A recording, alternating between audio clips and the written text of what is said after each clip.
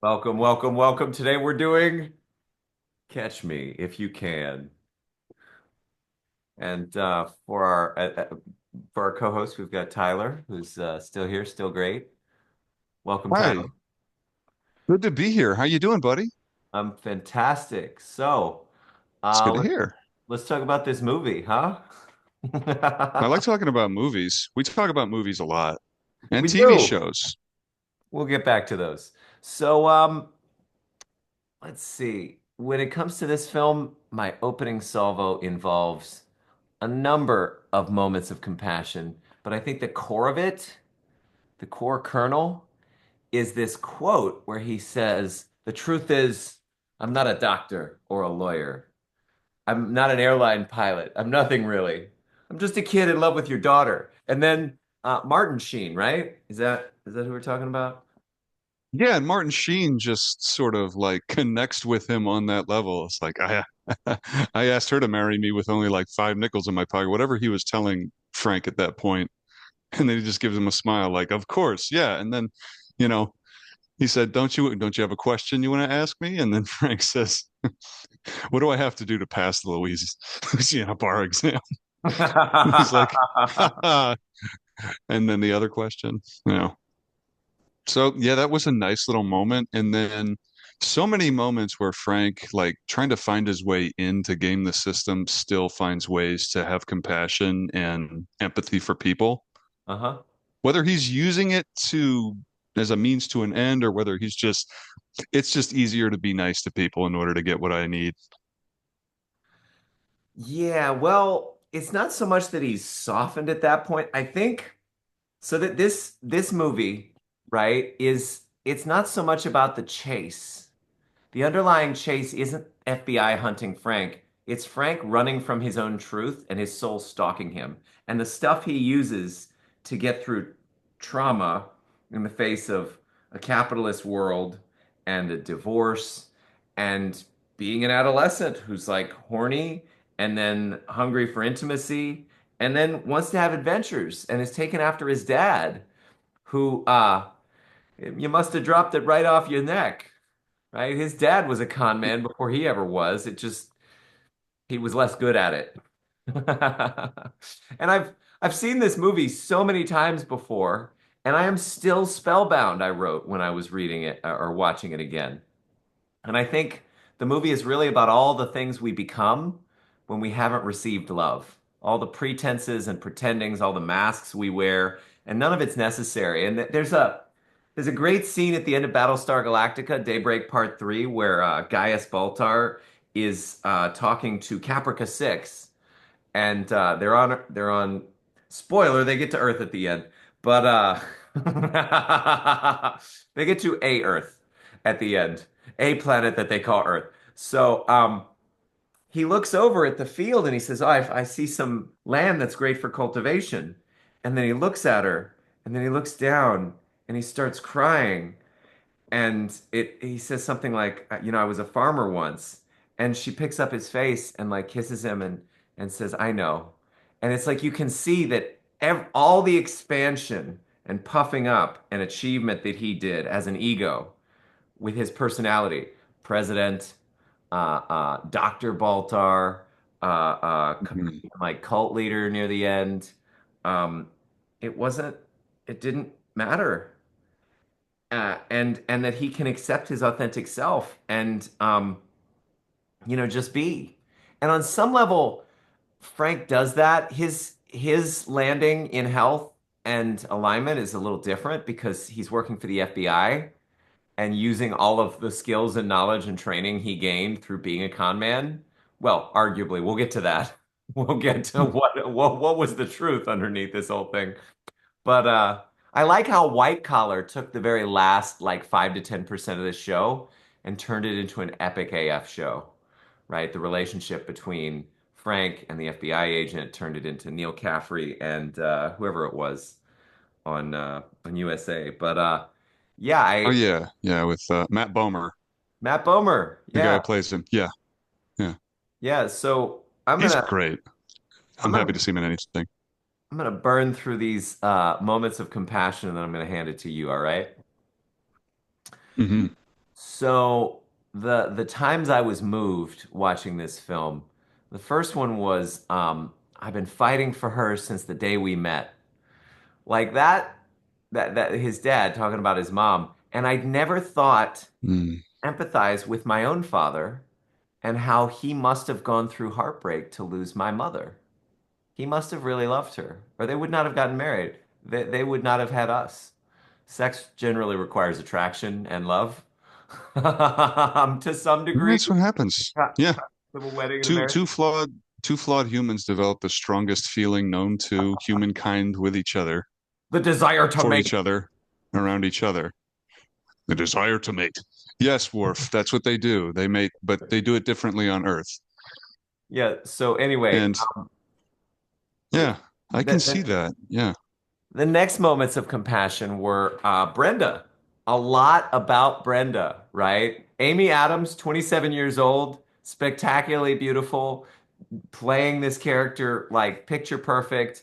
When she's first upset, I empathize with her, and I think the viewers meant to. Like, oh, that poor girl. And then uh, realizing later that Frank has weaponized empathy for his own agenda with her Mm. about braces and oh, what's wrong? Like so that he can forward his own. It hurt a little bit, but then I was like, actually, whatever. Anyway, so she's pure, she's innocent. There was a moment of compassion when she gets her braces off, and she's like, look. And yeah, there's like a moment where that moved in me the desire to reassure and honor the precious innocence inside a woman, to like guide and lead her. And I just continue to pray that I have a place worthy of leading her and lead her well all the way home to God, so to speak. And then Brenda and the abortion and the draconian way her family treated her about it. That, oh, I was just like, and I loved because you can start to see the drift through the mask into real empathy for Frank with her. And there's a lot to say about that relationship too. I'd say Brenda hit the jackpot. That was fucking. Is a man really the resources he delivers? Is that it? I mean, that's part of why he felt so impelled and compelled. Don't worry, I'm almost done. To do this list of careers Keep going. and then other moments of compassion. I'm all about Brenda this time. Um, you're not a Lutheran? It was just so precious. Like she cares so much about that one thing. It's like, wait, what? And then please tell me your name. And I think this hits to the heart of the film. We all want more than anything else to be felt, seen, known, loved, and cherished for who we really are, who we actually are, not who we've pretended to be in order to get love or get along in life. John often says in Earthwaking that if you're people pleasing or wearing a mask to get what you want, you've left yourself out, and you'll never get what you really want, which is to have yourself included or perceived. And so last few, Tom Hanks as Carl cares so much about Frank's ultimate well-being. I can see this when he falls in the French prison. He's like, Frank, and then I'll get you extradited, Frank. I'll make sure to get you extradited. And then You don't see that at first because Carl's like, there's only 60 more pages to go. Don't worry, I'm gonna read the whole thing. And then his coughs are genuine, he falls to the ground, and then when you see him find Frank crawling his way out like nearly to the front door of the prison uh-huh. in the middle of that hallway and is just like, ah, all right, yeah, no. Then you see the compassion that Carl like slowly develops more of, and then you just see consistently later on in the film for the rest of the film. But yeah, no, that first I was like, oh. When I remember this film, because we've seen it before, I've seen it before too. I remember his character being somewhat of a hard ass and someone who was going to be like, all right, he's by the book, he's going to stick to the letter of the law. But then I misremembered the character like moments in between Hmm. because he has a family, and then later on you realize, well, everyone's telling a lie to make themselves feel better or make things easier for others around them until they tell the truth and then bear it all and then move forward. And it feels great to unburden and actually live authentically. And then go on a game show called To Tell the Truth. That's the ultimate goal for all of us. Yeah. Which that was jarring. I forgot that that sequence even existed at the beginning of the movie. I was like, It's like, and that really? I and think. that Leonardo DiCaprio was one of them. And then the first actor that they hired was actually he's actually a really amazing voice actor for a lot of the games that I love to play. Huh. But yeah, next time I'll know his name so I don't seem like a Fairweather fan. It Yeah. was really weird to tell the truth. Yeah, Frank Abagnale Jr. Frank William Abagnale Jr. All right. I loved. What else did I love in this film? You weren't done, so I'm going to let you get the reins back, and then I'll start where I was going to start instead of. I'm just so close to being done. So when Frank finds out that his dad is dead, that hit me. Him seeing his Mhm. mom and then giving himself up, that also hit me. And then at the very end, when the credits, almost the credits, like the end card where it tells you what happened next, it really moved me to see that he ended up straightening up and flying right, which then if you do the slightest bit of research on the internet, kind of invalidates the emotional beat of that because it's possible that Frank Abagnale actually conned everyone by telling this story initially, though Frank Abagnale arrests himself. The actual person is the one to put Frank in the car when he's in France. So it's so interesting. Um, and he's been a relatively successful security consultant. So maybe he's just a good marketer. Maybe he marketed a really good story so he could win being a consultant. You Go you on. said he arrested himself. He put himself in the car. Yeah, yeah. The character was put in the car by the actual person. The actual person was Okay, I get acting it. as a French police person. Yeah. Oh, that's crazy. Yeah. Yes. Which is kind That's of like funny.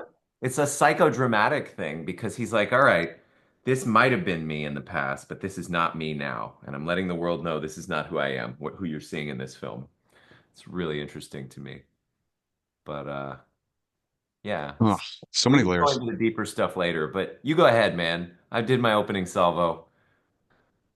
Yeah, that's right. Let's start deep and then go shallow with Tyler. Hello, everyone. We're gonna go ahead. We're gonna jump onto well, where are we gonna jump? What did I appreciate about this film? The opening sequence that acted as sort of like a title card. If this were ever a TV show, where you hear the underpinning of the theme, Carl's theme, anytime he shows up.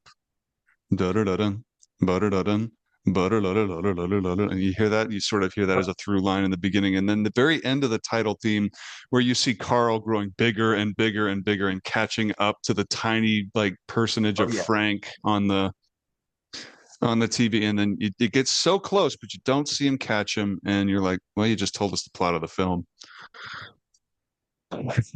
Yeah, I mean that was pretty much it right there. That's cute. I like that. It too. And I thought, yes, hands like bravo to the people that developed that sequence because then I wanted to see the movie even more as a result. Well, you know what? Funny how many Spielberg films spellbind. That's a good word you used. Hmm. The first time I saw that, I decided I had seen the whole film and I just didn't watch it. Oh, that fake feeling that I just threw at you just now. You decided to feel that for real and then said, No, "No, I'm kidding. I'm absolutely kidding. We all lie. That was one. I recommend to telling the truth. What? But jokes are I not recommit to selectively doing what I do." lying. You don't need to recommit to doing whatever you do. Yes. In 2002, Abagnale admitted on his website that some facts had been overdramatized or exaggerated, though he was not specific about what was exaggerated or omitted about his life. In 2020, journalist Alan C. Logan provided evidence that he claims proves the majority of Abagnale's story was invented or at best exaggerated. He did spend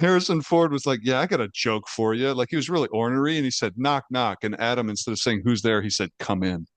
And Ford was just, he was just dumbstruck. He was like, Ugh. I can't tell my joke now. Yeah. Like, someone's comment was, they kill, he killed him twice. uh, Oh, Kind of going a back spoiler, but to you the should know by movie now. again. The Going music back is to what good, we the were, acting is solid, the opening sequence is clever still, even 20 plus years later. Two Little Mice, I love that.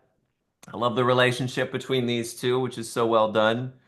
It's so hmm clever and smart and well written and elegant, and yeah, it's just really inviting. It's really tempting because I'm smart Excuse me. too. I look at this film and I'm like, this is what smart people can get done if they apply their smarts. Oh wait, he goes to prison. Never mind. Yeah,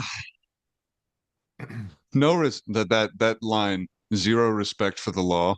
I liked that. Yeah, yeah, I would. Well, I'd like to think that he He actually took considers 2 weeks to study and then pass the bar exam with no cheating. he respects the law at least 10%, I think. Well, that form of the law. He doesn't respect like He doing. respects the parts of the law that appreciate his intelligence Yeah, yeah. Um, so we all because just then he want a can family. get away with shit. I love how they don't care about the stain on the floor while they're dancing. It doesn't matter as much as their love. We all just want a family. Yeah. And Frank's like noticing. He's like, this is really cool, basically. So, Yeah, he also notices later on when Brenda's parents are just sort of at the sink doing dishes together and they're just sort of swaying back and forth next to each other. mm-hmm. 'Cause he's like, that reminds me of my own parents when they were, Together. when they were together and actually enjoyed their company and were together like maritally as well. Yeah, so That's a word. this thing, it is. He gets to enjoy Brenda's family and their strange little ritual around it's silly around the TV show. And who doesn't want this type of simple love and connection? I mean, perhaps the biggest missing for everyone in life is family and that love or the nourishment of family. And there's so much that goes wrong in life because people are just not enjoying, receiving, thriving in their family. Yeah.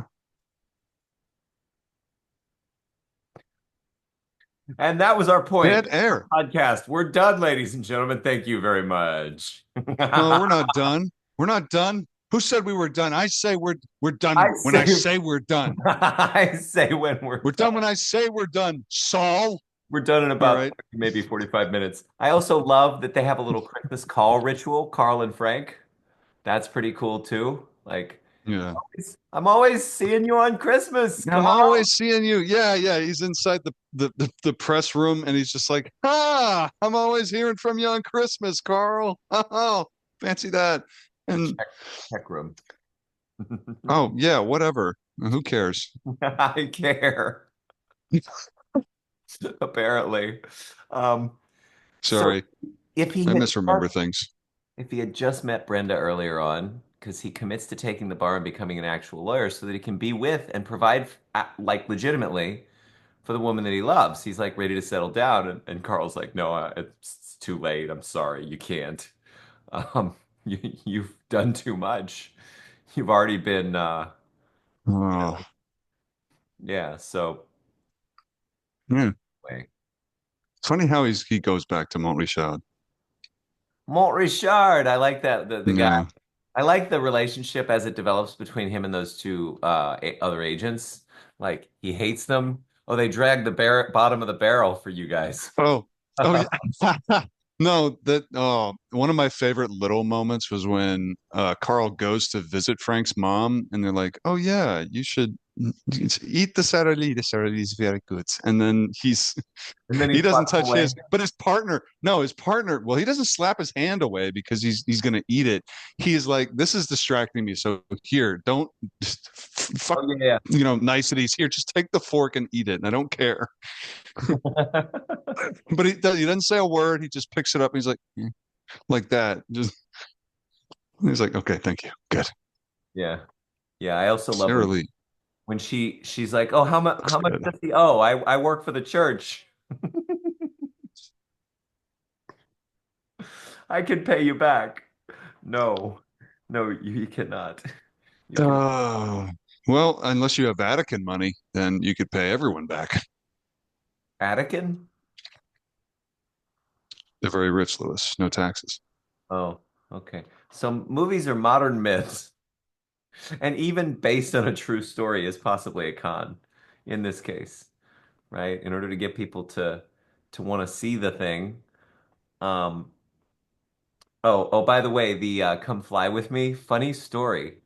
I taught myself how to sing that Frank Sinatra song in order to sing it to my cognitive behavioral therapist at the time because I thought I could, impress her and maybe she'd go out on a date with me or something. I don't even know. I was Fuck.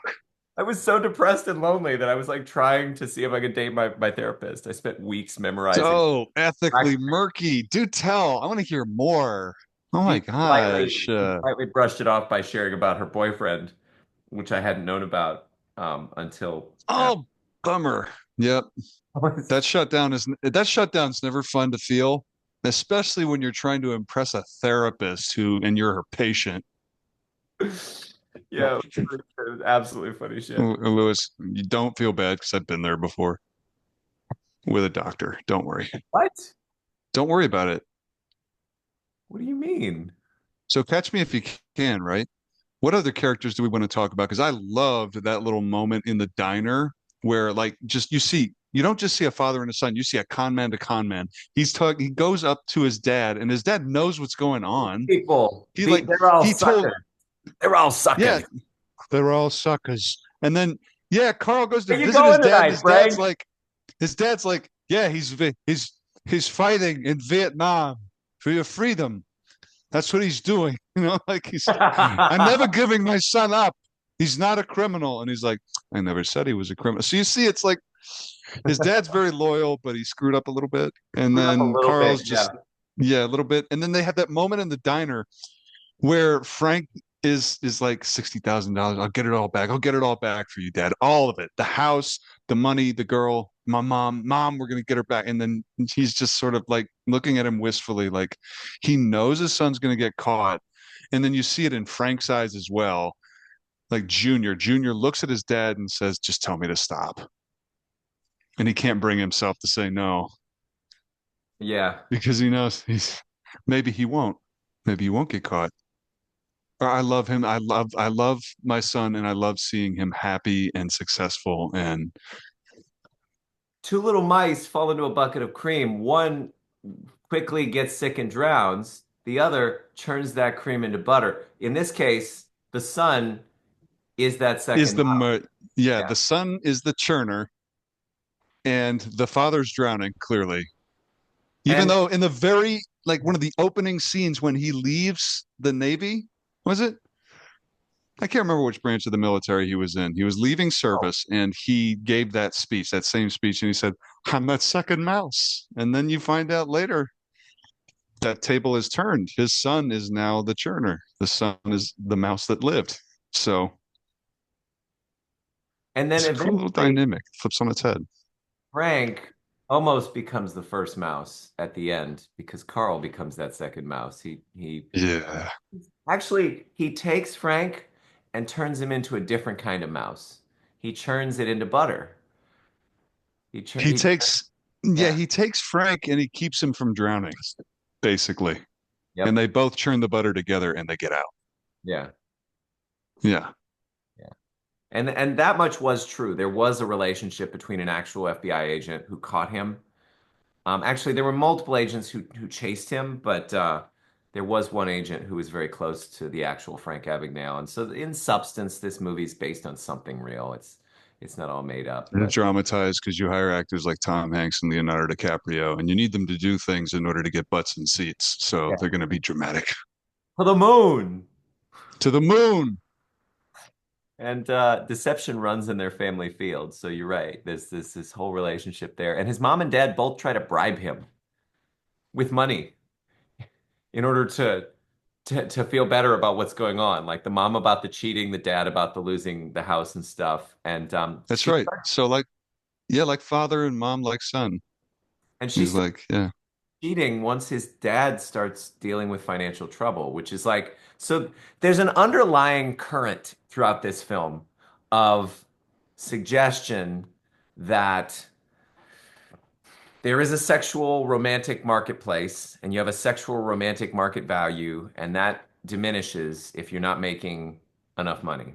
And I've started to do some serious research on this as a dating coach, and I think it's true that given available options, who would you go for? A woman with a nice personality, who shares values and interests, who's also maximally physically attractive, or someone who's not? Right? If you had those two options and you could choose one, which would you choose? Probably you would choose this one. So her offer is better than the other offer. because your standards, you have standards. That's where it comes from. You set standards for yourself, and if you compromise them and if you lower them, then you disrespect yourself. And Yep. you want to respect yourself. So if you set those kind of standards for yourself, and it's not wrong to set that level of standard, if you want a beautiful woman who's got it all together, then yeah. There's a comedian that tells a story about how it's like, all right, there's great sex, got their shit together, and like good person, and you need to pick only two of those. Leaving Now, good person out. I'm just well, kidding. yeah, yeah, like, and yeah, because all three is a serial killer. Um, You know, Dexter but was a no. great husband until Rita got killed. I mean, it's a great Well, husband. yeah, because something always happens, you It know. happens Serial eventually. killer runs into another serial killer. Somebody's got to die. It did. Oh wow, that's so funny. Okay. I Now, the just guy that did that is Josh Johnson, by the way. That was his comic routine. And yeah, no, I don't know if that's true, but it seems like there's a lot of examples of that in the wild. Hey, did you feel any pity for that poor substitute teacher at the beginning? Roberta, I'm gonna stop working Never for you call me all again. I have to drive from Brooklyn or whatever. all Yeah. the way from Brooklyn. I couldn't remember her words. I just remembered her sorrow. Yeah, she was pissed. She She was was pissed, so angry. very Oh, and irritating. it was perfect contrast to what was going on in the the bully must have thought, not only did I screw up by pissing off the real sub for today, but this Well, school does not have its ish together because they screwed her by hiring him and they didn't even have the decency to tell her. so it's interesting, right? Frank is bullied and then decides when he realizes he's got leverage, he churns that cream into butter, right? In that He moment, yeah. Yeah, yeah, there's he's always like, a moment and there's always a bit, there's like macro and micro. And in that micro verse of that little cosmic that little that microcosm of like hormones that is high school, and he did that with the bully, and then he realizes I can do this on a much larger scale with yeah. more people. Later on, when he's with the tailor for the flight suit, I love the look on his face in the mirror. You can see it slightly. The guy can't see it, but you can see it on his face as he realizes Hmm.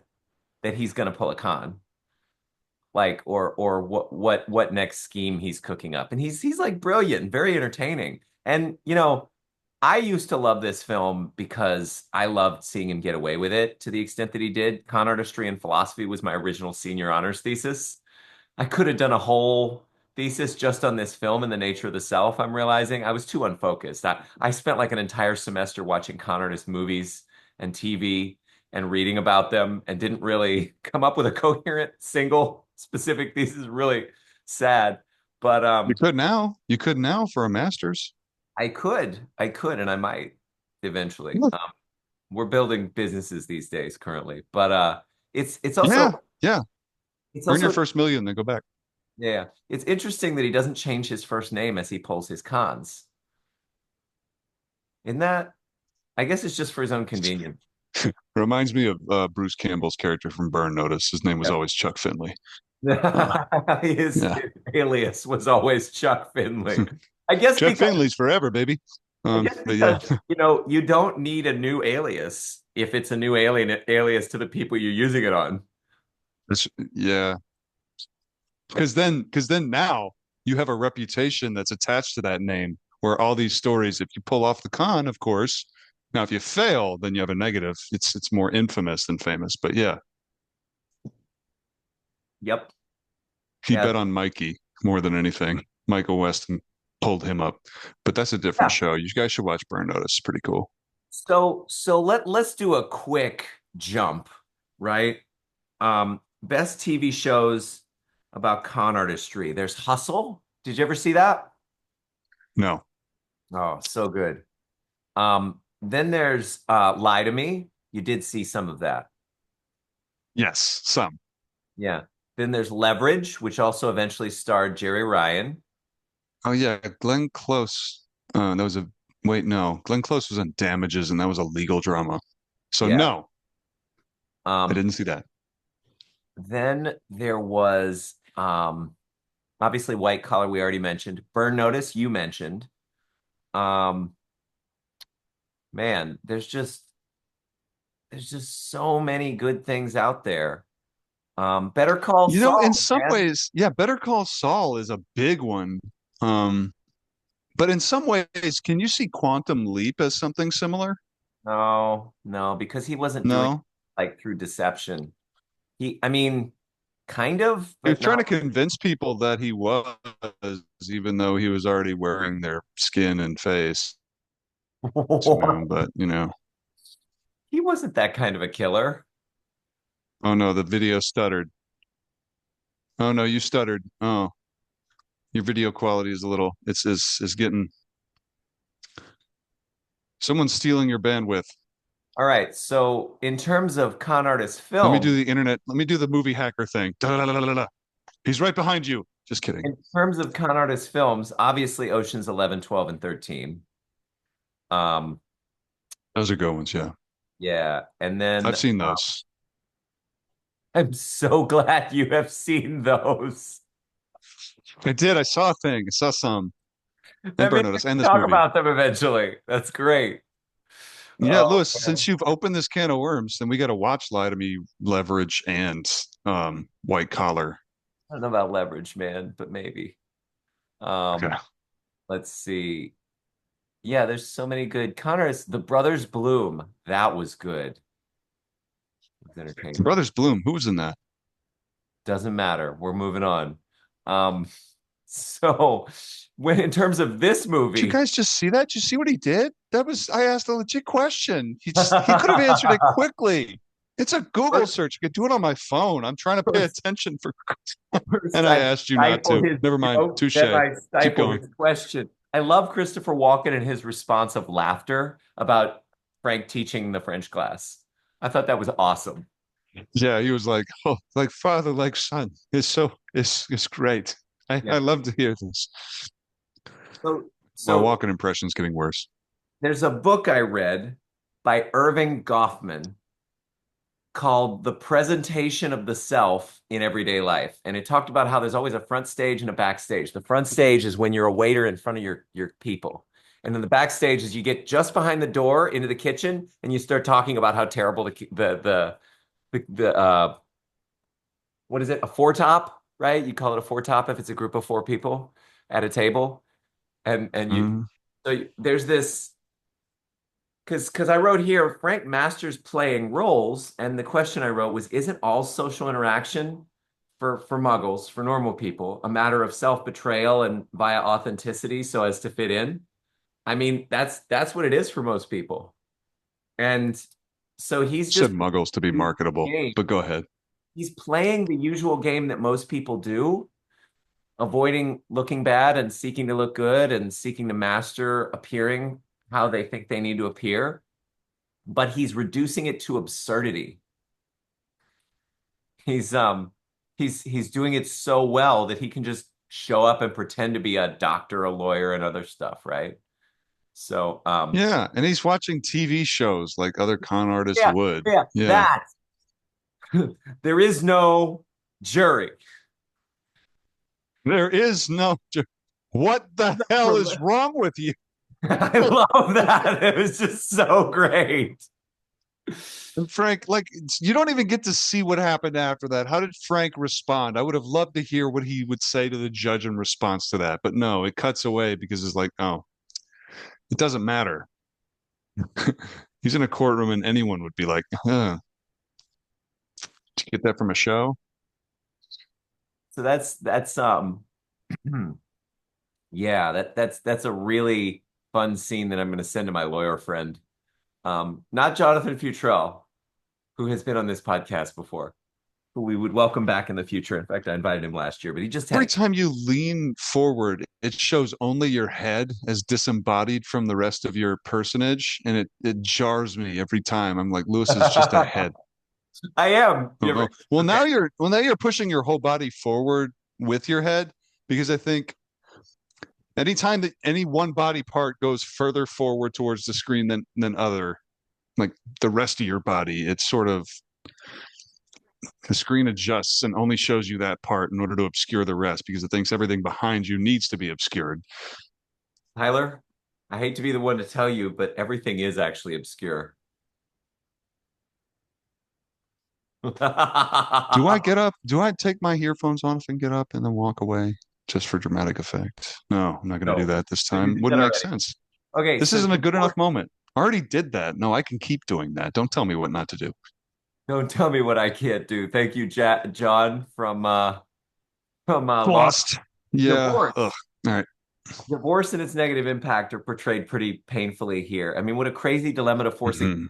mom or dad, and then dysfunctional sexuality and emotionality arises in the space of this dysfunctional family and parenting. Oh, it's so painful in that moment where they're just kind of downplaying it entirely, and you can see the awful, like, just feeling in the pit of Leonardo DiCaprio's character's stomach and Frank Jr. He's just like, you don't know what you're asking me, and you're trying to make it sound like it's just go left or right, or just like flip a coin, it's heads or tails. You know, it's In retrospect, really like his dad's attitude towards it. He's like, come on, Frank. It'll be fine. Because he's like, obviously my son will choose me. Obviously. yeah. His dad knows. He's like, you just put a name, Frank Abagnale Sr. Put a Not to name. put a I name in know your mouth. exactly what name you're gonna put. Put my Yeah, it's name. like, yeah, Put my not to name. put a name in your mouth or anything, but Frank Abagnale Sr. You know, that sounds like a good one to write down on paper. He's Yeah. gonna write. He's gonna spell it D-A-D.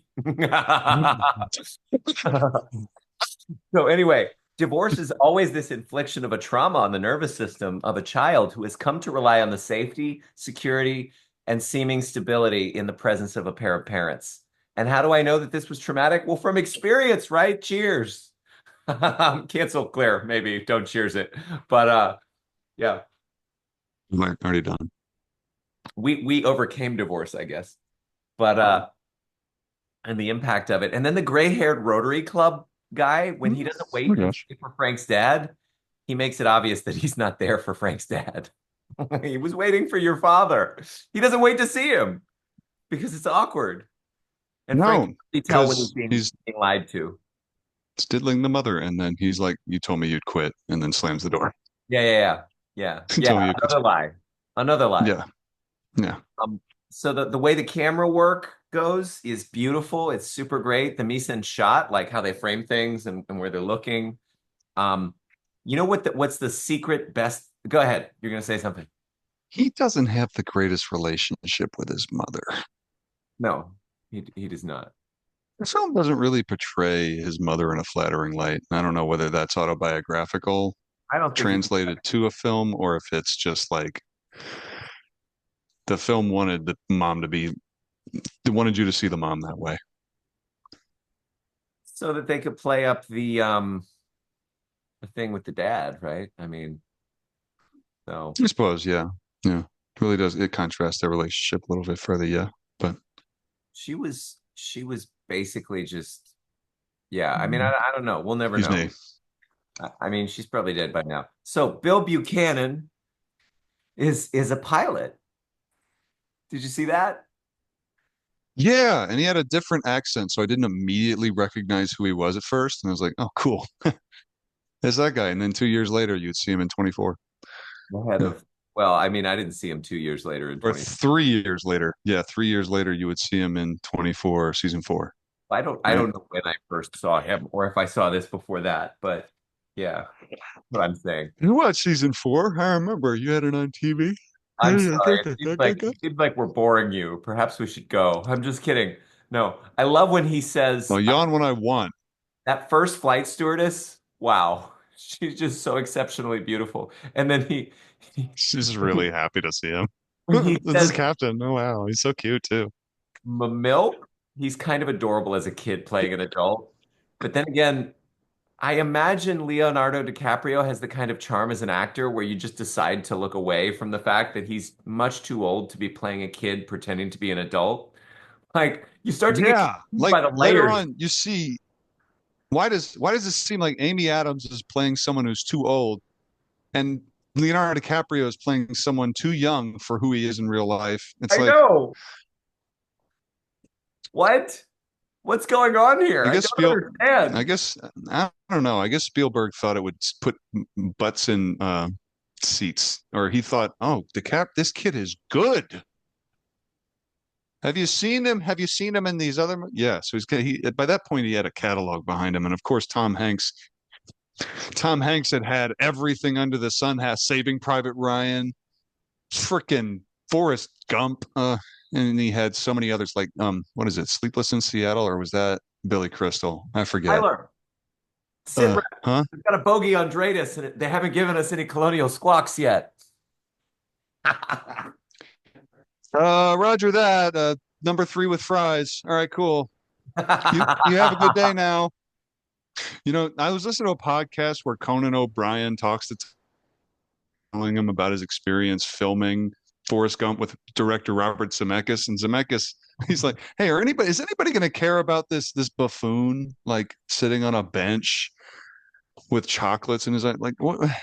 And Zemeckis is like, "I don't know, man. It's a minefield. It's a fucking minefield. We don't know if we're sowing the seeds of our own destruction or not." Yeah, so I And clearly then, watched much too much Battlestar Galactica recently. That's where that came from. But I do like opening conversations with Tyler with the phrase "sit rep."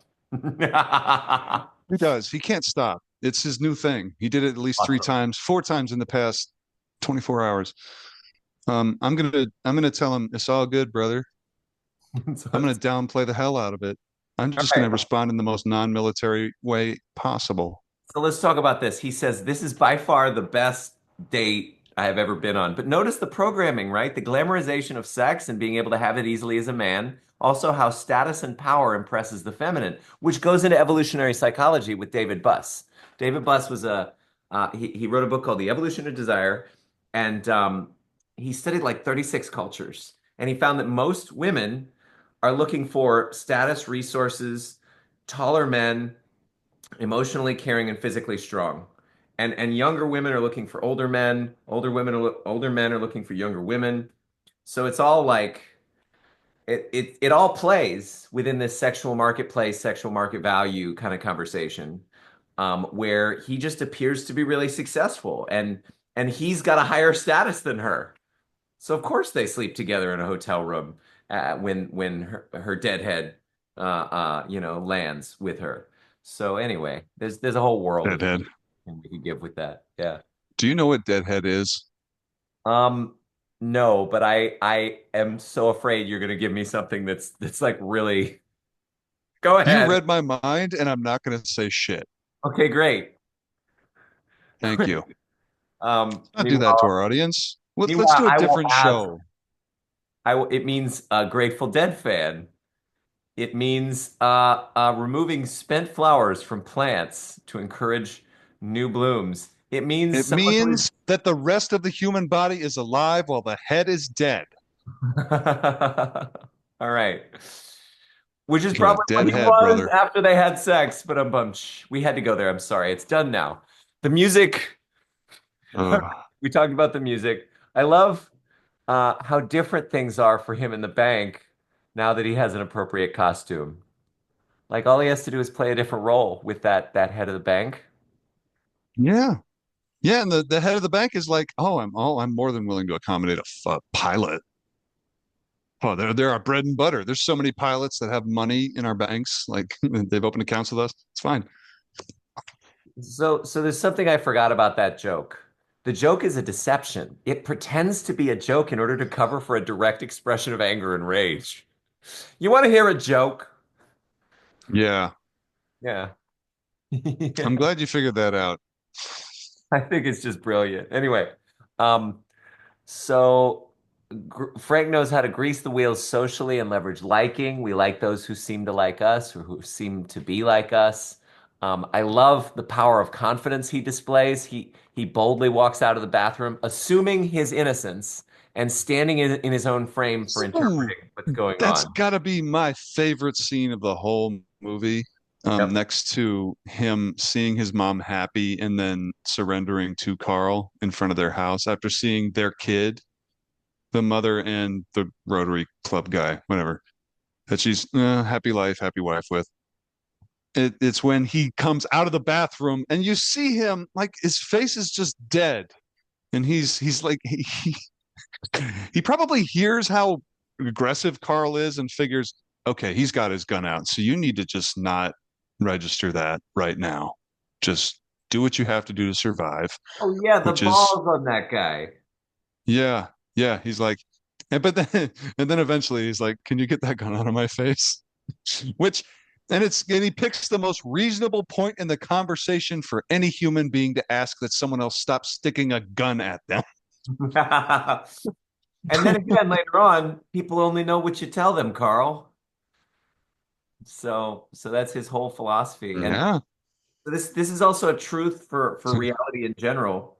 The strongest frame in the room wins. Whoever's got the most confidence in whatever they believe. So you can create your own Yeah. reality. Now, long term, it has to be grounded in truth, right? In Yeah. politics, it often looks like someone just here's my opinion. I think it's true, and Yeah. And all only hide behind that person. only tell the truth if it sounds like an obvious lie. Yep, yep, Like, yeah. here, yeah, just take my whole wallet.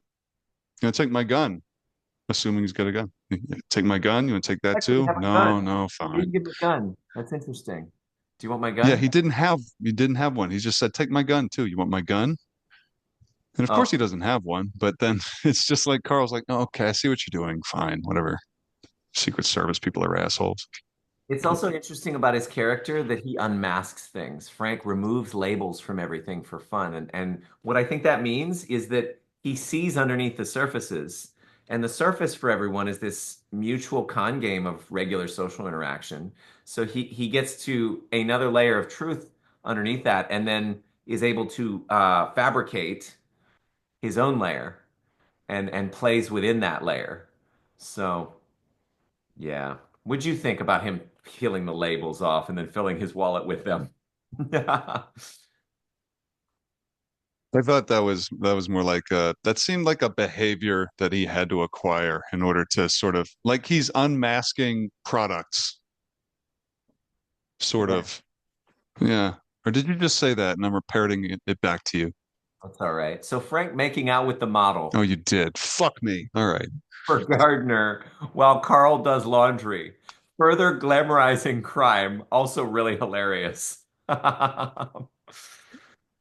And then I wrote because I was curious about this. Women are after status and resources on a subconscious level, but a question I have is this the result of capitalist overcoding or innate biology? I think maybe one or the other is some mixture of them both, because perhaps evolutionary psychology is merely propaganda to justify the programming of capitalism or a description of that programming, right? So the model, we used to look at your pictures in lockers in high school, right? He's like, what?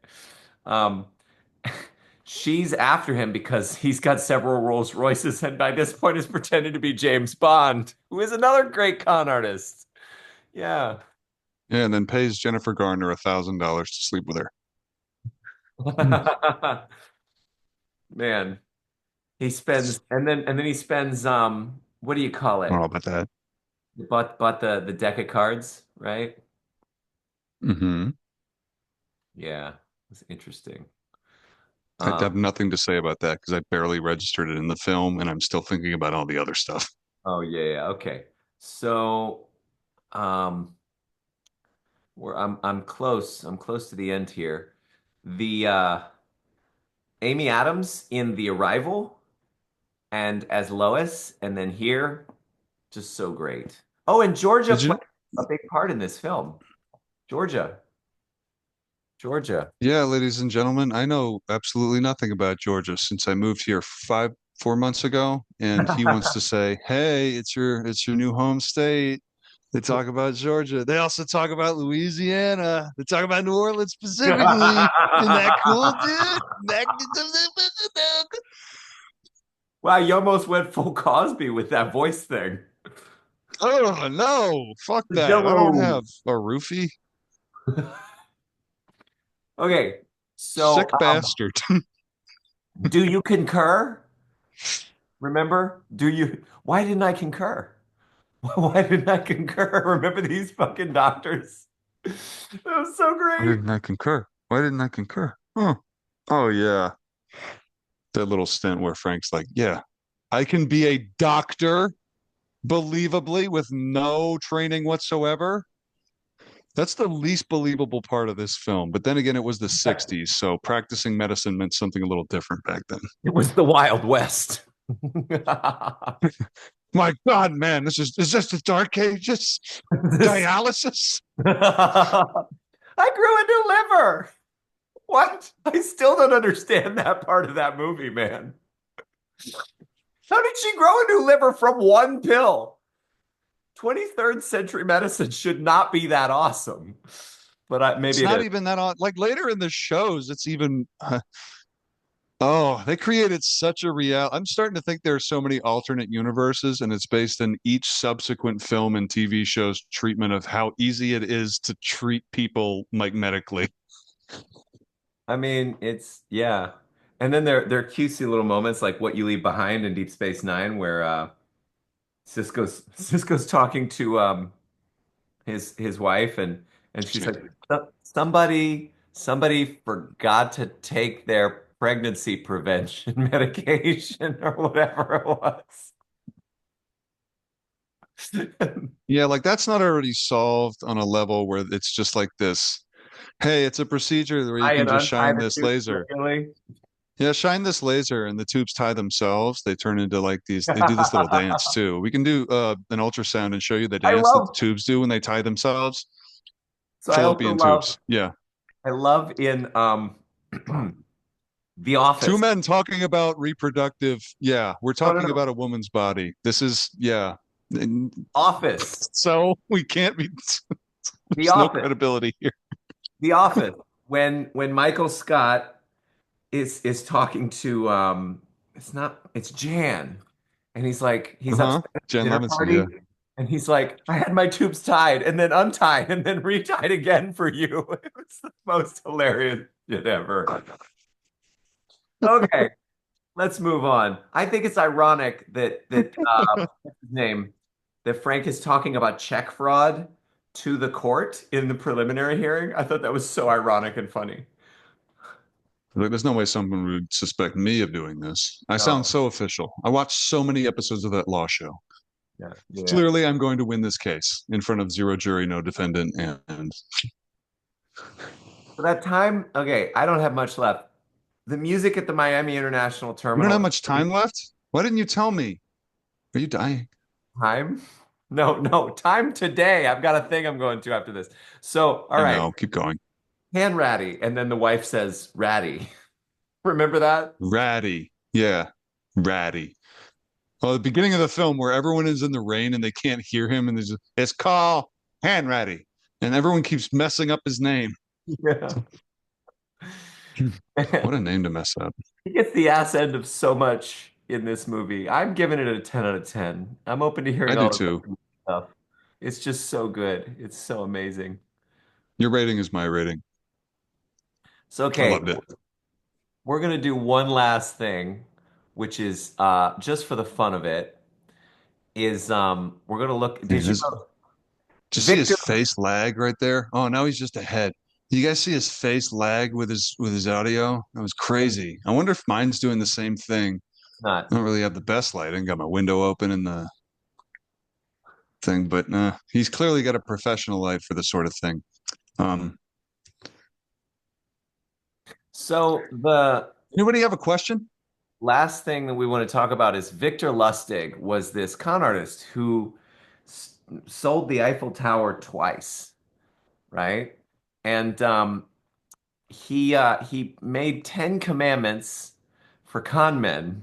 And I think it's just fun and interesting um, to go through them. Commandment number one is be a patient listener. It is this, not fast talking, that gets a con man his coups. So like, yeah, Frank's paying attention, right? Hmm. Number two, Yeah. never look bored. Because if you're bored, then you're uninteresting. It's difficult to attract attention. So even if you are actually bored, don't look it. Number three, Mm. wait for the other person to reveal any political opinions, then agree with them. So this is I do this all the time. really, Huh. really. Yeah. Yeah. I was kind of doing this with mom a little bit. I'm sorry, mom. I wasn't going to mention mom, Not but I about did that political opinions, specifically with mom. but about religion. So the next rule is let the other person reveal religious views, then have the same ones. And so Love you. we love you. Yeah. So anyway, no, what I would do is I would emphasize the extent to which the version of mystical Christianity that I was starting to believe in agreed with what she agreed with. And I'm always looking for reasons to agree with the person in front of me, for sure. They not as an Yeah, because inauthentic then you can like me, continue the but conversation about other things and enjoy the conversation. yeah, yeah, yeah. So it's Find common ground, not I- yeah. divides, not, yeah. So number 10, number not five, hint at sex talk. Make up Hint your at mind. sex talk, but don't follow it up unless the other person shows a strong interest. And so three, four, and five play on a social psychology principle, which is we like those who are like us. So if you seem to be more like someone, they'll like you more and they'll be more likely to comply with your requests. Yeah. Trust you when you say things. Um, so that's interesting. Number six, never discuss illness unless some special concern is shown. I don't really get this one. I mean, Oh, well, that just means like make you look weak if, if you're sick or if I you're don't know if that, does that pertain to you or the mark, as it were? I don't know. Because if it's you and you can't help it, then you could just incorporate it into whatever you're doing. Incorporate. Geez, Tyler. Um, That's a yeah, con in corporate. All right. yeah, incorporate business casual every day. Corporate business casual. Number seven, 2025. Yep. never pry into a person's personal circumstances. They'll tell you all eventually. This projects the appearance of respecting their boundaries. But the more liking you have, the more intimacy you develop, the easier Yeah. it is to learn anything you want to. So number eight, never boast. Just let your importance be quietly obvious. That's a good rule in life, everyone. It If is. you shut up, oh, what's the quote? And I forget who says it. Better to stay silent and have people think you're an idiot than to open your mouth and remove all doubt.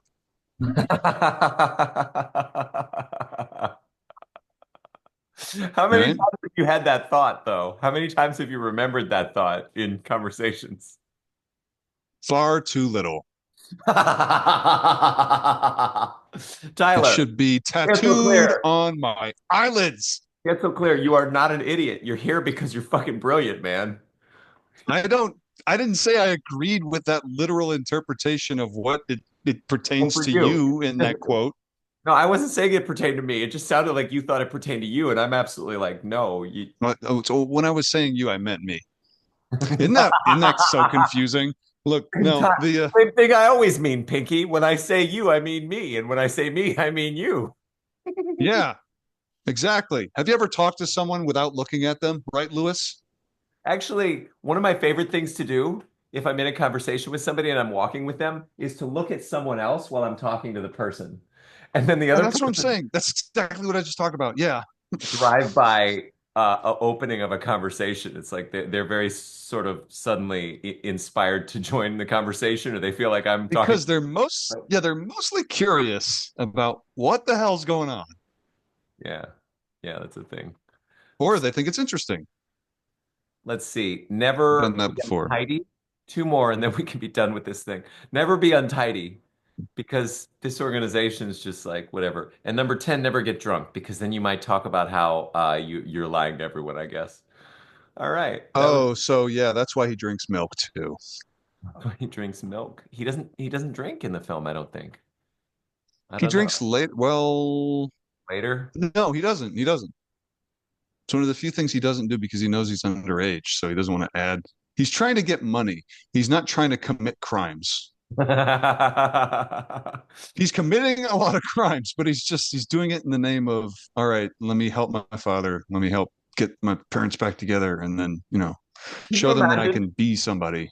Can you imagine? Mission commit crimes. You know what? Richard would love this movie. Frank is a criminal doctor. And he spends the whole movie committing crimes. Richard, we miss you. Do you agree, Tyler? We miss Richard. It was a good I mean, it'd be nice to have him on the podcast. have him back. He listens to Yeah. things. He's one of the people who he listened to our Section 31 and he liked it.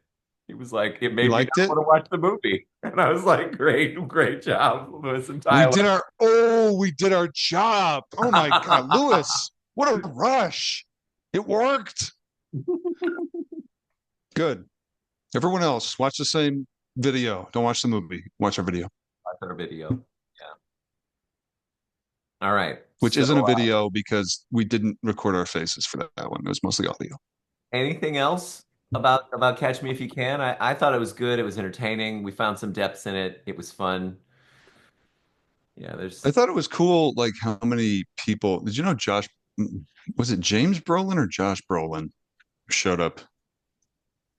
Because it was so weird seeing so many like people that would go on to become these huge stars. James Brolin. Okay. yeah, So the that's older actor, the father. All right. Yeah, no. Oh wait, who did he play? Jack Barnes. There we go.